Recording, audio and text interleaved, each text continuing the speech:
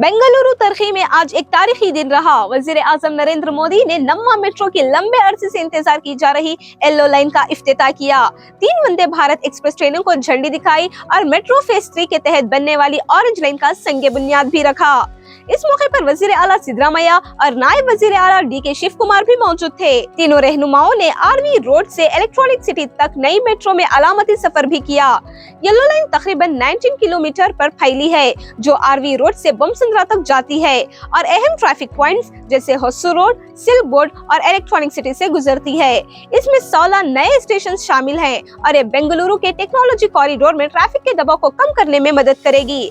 अब शहर का कुल मेट्रो नेटवर्क 96 किलोमीटर से जायद हो गया है। इब्तदाई तौर पर येलो लाइन पर ट्रेनें हर 25 मिनट बाद चलेगी, जिसे आने वाले महीनों में कम करके 10 मिनट कर दिया जाएगा।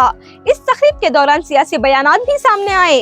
कांग्रेस ने दावा किया कि मरकजी हुकूमत ने मंसूबे के लिए मुतवक्का 50% की बजाय सिर्फ 20% फंड फराहम किया है। वजीर आजम मोदी ने मेट्रो फेज 3 की ऑरेंज लाइन का संगे बुनियाद भी रखा, जिसकी लागत 15,610 करोड़ रुपए से जायद है। इसी दौरान 3 नए वंदे भारत एक्सप्रेस ट्रेनें शुरू की गयी, जिनमें बेंगलुरु से बेलगावी की ट्रेन इस रूट की सबसे ज्यादा तेज रफ्तार ट्रेन करार दी गई। ये ट्रेन 611 किलोमीटर का फासला सिर्फ 8.5 घंटे में तय करेगी, जिससे 80 मिनट का वक्त बचेगा और कर्नाटक के एजुकेशनल व इंडस्ट्रियल हब्स पहले से बेहतर जुड़ेंगे। ये कर्नाटक से चलने वाली 11वीं वंदे भारत ट्रेन है, जो रियासत को रेल के शोबे में मजीद अहम मुकाम दिला रही है।